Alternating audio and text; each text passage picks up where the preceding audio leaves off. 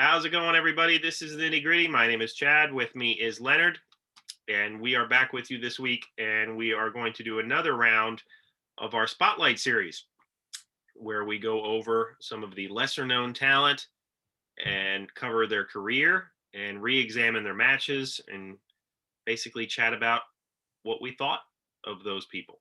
So this week, we are going to cover The Gambler. And I think, Leonard, right off the bat, one of the things that separates The Gambler from some of the other people that we've done, the other people we've done were brought in a way that they were supposed to be highlighted, and Yes. eventually they kind of went down into a jobber type of role, Mhm. whereas this gentleman was just a jobber. Yeah, But he was never pushed. right, but we'll get more into his career as we go along Mhm. here. So the way Yeah. we do it here, we have sections, and we always start with the early years. So he was born as Jeffrey Gahn, and he was born in Chattanooga, Tennessee. And his debut, his career is interesting. He was almost a full decade long. He was like really right under a hair of a decade, from 1990 to 1999, basically. Mhm. And he started his professional wrestling career in 1990 by signing a contract with WCW. He trained at the power plant, made his debut on WCW as a enhancement talent in November 17th episode of World Championship Wrestling. He lost to the Big Cat, and at that point he was wrestling under the name of Jeff Gamble, and he would have some matches under that name, but eventually in 1992 he would develop his character known as the Gambler in the United States Wrestling Association, where he would team with some people. He teamed with a gentleman named Psycho, and he would like he had various odd roles, as I'm sure you saw, Leonard. Mhm. He Yeah. assisted in carrying Fabulous Moolah's caravan to the ring at Slamboree '93.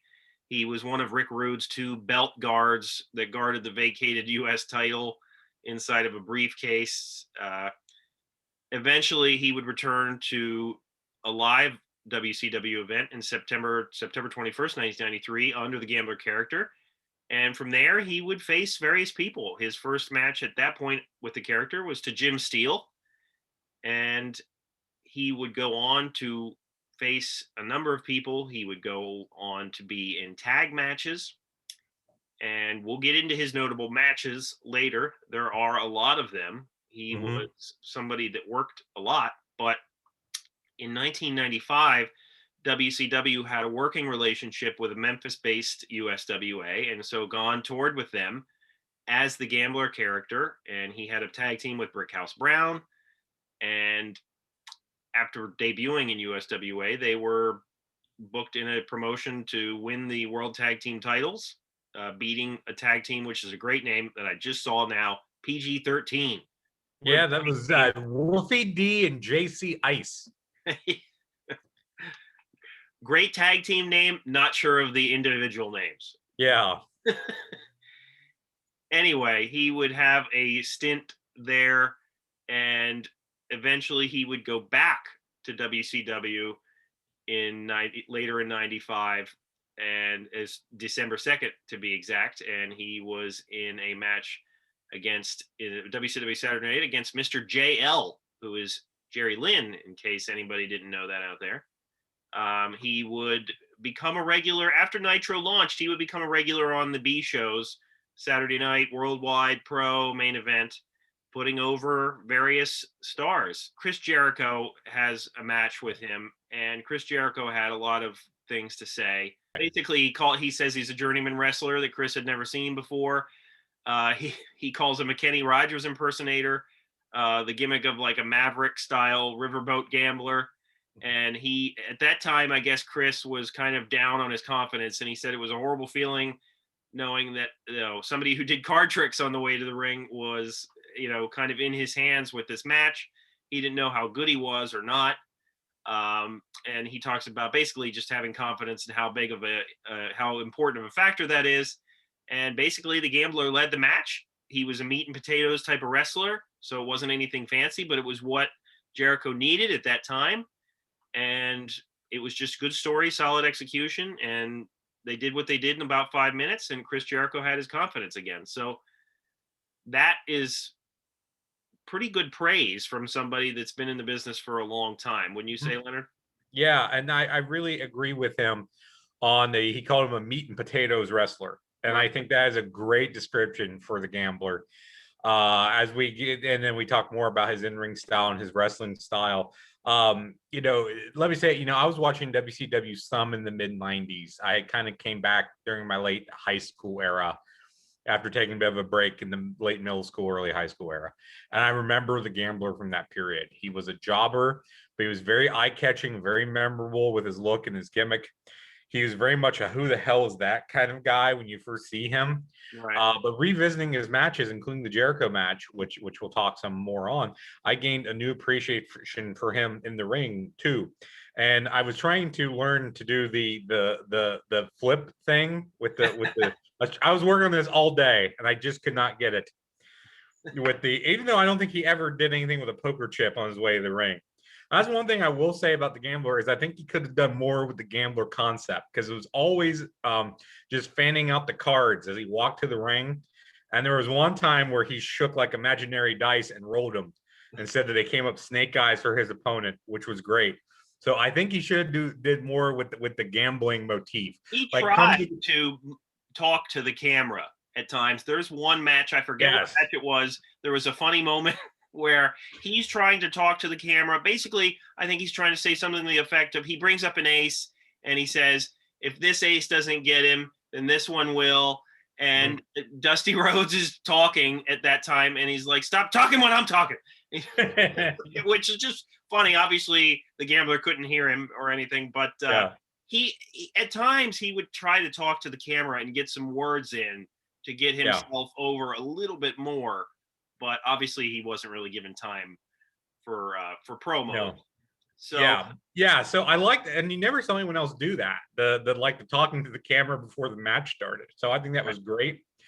And one thing too, if we're going to talk his pre-match rituals, is that I noticed when he was working as a face, which is rarely, he would throw the cards out to the crowd. Yeah.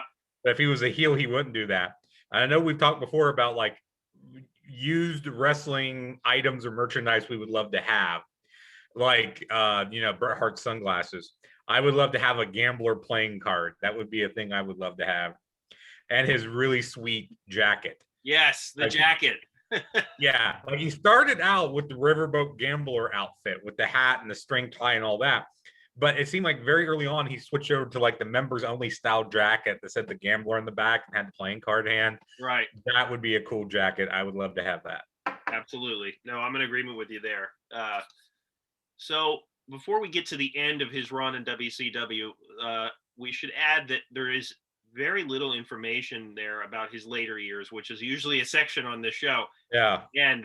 So we'll get to the end of his WCW run a little bit later. So let's drift into his notable matches. Now, obviously, a lot of his matches, Leonard, are all the same. And that is not necessarily a knock. Before I talk about some of the matches that I watched, I'll just say that I liked him a lot. I think that, as you said, he's very like meat and potatoes is such an accurate descriptor. He's a very straightforward wrestler. His style is, very regular in terms of he knows what he's doing in the ring. He sells his butt off for the other person. His goal is to get that person over. And I think that he does that. If I were an up and coming wrestler, I would want somebody like that as an early opponent for me.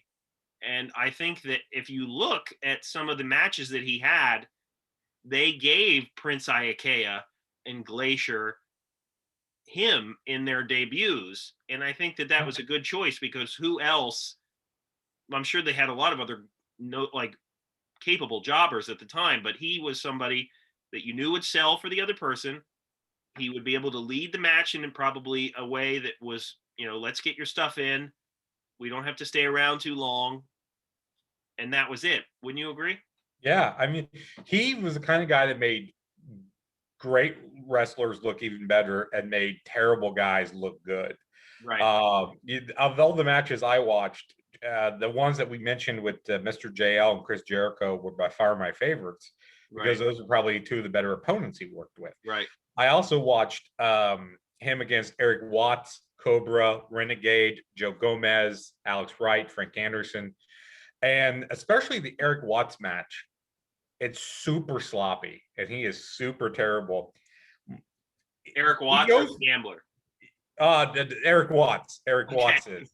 And the Gambler makes him look as good as he can. But it's funny, Eric Watts seems to botch his finisher because Mike Tenay doesn't know what to call it. Now, if Mike Tenay doesn't know what the hell you're trying to go for, that's a problem. You probably suck. Yes. But the Gambler sold for Watts, made Watts look great. And in the match with the Renegade, Tenay actually compared him to Arn Anderson. Yeah. So, by the way he looked and also with his technical prowess. Now, Gambler might be the store brand version of Arn Anderson, but I like the store brand version a lot of the time of different things. And I just think that he had, just such a great style. He could mesh with anyone. He was not your traditional cruiserweight, but he matched up well with a lot of your cruiserweights like Jericho and JL. Yeah. He had great matches with them. Could do that style. Could make the bigger power guys look good. I was just really impressed with him as a wrestler. And this might be me as an old man yelling at a cloud, but I would say that the Gambler is probably better in ring than most of the guys on television now, especially those guys who've only had maybe 5 to 7 years of experience and only came up in one system like the WWE Performance Center system. And what AEW needs is about a half dozen Gamblers. If you watch a random TV match today and say that Jericho match or that Jerry Lynn match, it's not even like you're watching the same thing. It's like a totally different animal altogether when you compare that. So I would say the Gambler is probably the best in-ring worker that we've reviewed so far in the Spotlight series, even though, as you mentioned, he's probably the only guy that we've done who is quote unquote a pure jobber who never really got a push. It seemed like he got pushed some in the USWA, but never on television, never with WCW. Right. No, I agree. I think that his style is really great, and I think that it could benefit the product today. Could benefit from somebody like that. And some of the matches that I watched, other than, it's funny, like going down some of the matches you watched, like one of the only ones that we actually watched the same was the Renegade match. A lot of the other matches that you mentioned were matches that like I skipped because I was watching other matches, which is interesting to me. Like, so I watched quite a few matches with Squire Dave Taylor. Okay, I love Dave Taylor. I basically just put the Gambler in YouTube, and whatever came up, I watched the first 8 or 9, whatever it was. Well, for a while, I was trying to find matches that he won. Mm-hmm. And I will add that there are statistics out there on what he did win a few. Oh, before you get those, he lost 86.7% of the time. Oh, nice. He won 12.2% of the time. So he has 12 wins and 85 losses on his record, which is interesting because the only footage, and this wasn't even a match, and I sent this to you earlier, there's like an old blog post out there of the Gambler versus Scott Studd, who would become Scotty Riggs. And you can see on a GIF there, you can see like the finisher that he used to win that match was the only time you could see him using what would be his finisher, which is a high lariat. I think the comment that the commentator made was that he almost took his nose off. Yeah, it was Larry Zbyszko, so he almost took his nose off because he hits him right on the bridge of the nose with it. Yeah. So, he did win a few times. Those are hard to find. In WCW anyway. As we said, the USWA, he pushed a little bit more, but he had quite a few matches with Scotty Riggs. He had a match with Arn Anderson where he wore long trunks. I noted that for some reason. And most of the time he's always wearing standard tights, but in that match with Arn Anderson, he wore long trunks. Maybe it was so that you could tell them apart. Yeah. He had a match with Flying Brian Pillman. He had a couple matches with Sting, early on Sting, and then Sting later when he would start to get the dark roots going. in his hair. Mhm. I already mentioned the debut with Glacier. He had a bunch of matches with Hacksaw Jim Duggan. I guess that was one of the only title match that he ever had. He was never on a pay-per-view, but he did have a U.S. title match against Hacksaw Jim Duggan. And yeah, so like he worked with a ton of different people. He was in tag matches as well. Mhm. And one of the things that I noted here that he used a lot was that tactic of when he would get pinned, he would be moving his feet, but he would still be pinned, but he would be kind of like moving his legs in a way to kind of give you the impression like the wrestler still wants to be in the match, but he's pinned anyway. Yeah. It's like little touches like that like get the person on the mat over to a small degree. It's a little touch like that that I like. So what do you think, Leonard? Any other thoughts on any other matches you want to mention? No, one thing one miscellaneous observation is that he's billed from Reno, Nevada, not Las Vegas. So he's coming from a B gambling city. Right, and other times he was billed from Biloxi, Mississippi. Oh, which is where I didn't hear any of those, but that would be there's riverboats in Biloxi. Right. So that would tie into the original riverboat gambler concept. I think That's later right. on it was more like he's the dude at the casino who thinks he knows how to break the system. Doesn't know what the system is. Doesn't matter what the system is. We're talking craps. We're talking the horses. We're talking blackjack. He can break the system. That's that right. seemed to be kind of what he turned into from the original riverboat concept of the character. So we should add that he has won some titles. He won in the Mid-Missouri Wrestling Association. He won the Mid-Missouri Heavyweight Championship, which There is you go. He was a heavyweight championship holder. I need to add that title to our Fever Dreams list. He Yes. also won the Mid-Missouri Tag Team Championship with Frankie D, which sounds like somebody out of the Jersey Shore. Yeah. But as we mentioned, he won the USWA Tag Team titles with Brickhouse Brown.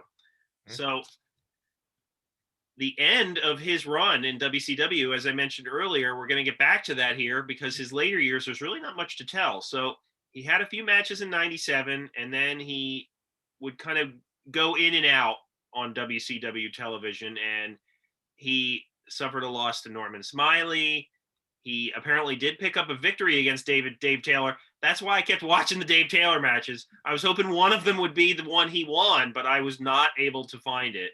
So his final match, a match I did watch, was against somebody named Johnny Attitude, which has to be the most obvious last-minute name ever in wrestling. You cannot tell me that name was planned ahead of time. That dude was going out there, and they were like, what's my name? Johnny Attitude. Yeah. Get out of here. I'm surprised John Morrison never used that at some point. He's used every other variation of Johnny. Yeah. So yeah, that was his last match, and that was on August 21st episode of WCW Worldwide, and then he was released from his contract on August 31st, 1999. And from what I read, he would appear at some various little like events in Tennessee. From what I gather, he still lives in Tennessee somewhere. And I know that from what, like, there was some comments on a page that I read, Leonard, where like people that knew him commented on this page, or at least they purported to know him. And his son, I guess, was in a band or still is. And basically he was very well off from his days as a jobber in WCW. What I've read is save the money. Good for him. Right. From what I've heard, that they paid their jobbers pretty decently, and so he had like I guess a studio for his son in the basement of their house and a ring in the basement, which I would love to see that set up because I could not fit a ring in my basement. So yeah, that's about all we know of him. Mm-hmm. I'm assuming he's still out there living a good life. At least I hope he is. And yeah, if he ever sees this, we both really enjoy him. And if we ever get our merch store launched, I would love to get a Gambler shirt or a Gambler jacket, right, Leonard? Right. And if he is out there would see this, we would love to have him on. I would love to make him our first Yeah, well, Dan Weber is technically our first guest, but our first wrestling interview wrestler guest. I would love for that to be the Gambler. You know, he might have been a jobber, but he managed to really stand out because of the gimmick and his in-ring work. I think it's not like he did much with it, with as far as the gimmick goes, but he didn't really have to. He had the deck of playing cards, he had the jacket. It's way easy, you know, to put something together like that, but he made it memorable. And Absolutely. you know, and as I said, I do remember the Gambler from when I was watching, but also in the early aughts when the internet wrestling community started to really come on, he became kind of a cult favorite. Like if Yeah. people talked about jobbers or old school WCW, he would come up. The And Gambler would always come up, it's and funny you people have mentioned a that real, because in yeah, all the comments that I read, like I didn't read anybody with a negative comment about this guy. Like he is like I read so much, and this is not me blowing smoke. That oh, he's my favorite jobber. He's my favorite jobber. Like I read that comment over and over again, and I think it is because he made the most out of a gimmick that had no promo time. Like yeah. he had the smirk of like a cocky card player. Mhm. He did the little hand tricks with the cards. He threw them out into the audience. He made the most of nothing. Like you can't Yeah. say like, and it's a shame that he wasn't used for other things. You know, he had like a pretty decent look. I think he had more of an '80s wrestler look, if I'm being honest. But Yes. but he had a decent look, Mhm. and yeah, I think he did really well with it, and I'm glad that we did this show simply so I could go back and watch a guy who had he did his job well. He was able to get over anybody that came in the ring, and if that person didn't get over, hint hint, Renegade, then it wasn't because of the Gambler, right? Right, right. You know, people talk about cult classic movies. I think the Gambler is a cult classic wrestler. I Absolutely. think those who know him absolutely love him and do so. It's and not in an ironic way, but from a place of real heart and real love. And again, I always liked the guy, but going back and watching these matches, and I think the worse the opponent, the more I appreciated how good the Gambler was in getting the guy over. I think all his matches had good pacing, had good back and forth. Yeah. I mean, he never got crushed in anything I saw. It was always he got some moments to shine.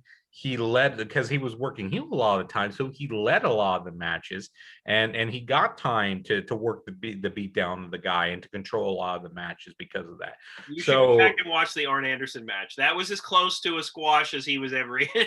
okay, I can see that. Again, there's so much that's out there. I can see where we wound up kind of watching different things, which Like is no, you're right though. He wasn't really in ever like a complete, destruction type match, but the Arn Anderson one comes close. I was watching that and I was like, oh, I had just watched the match where he was compared to Anderson.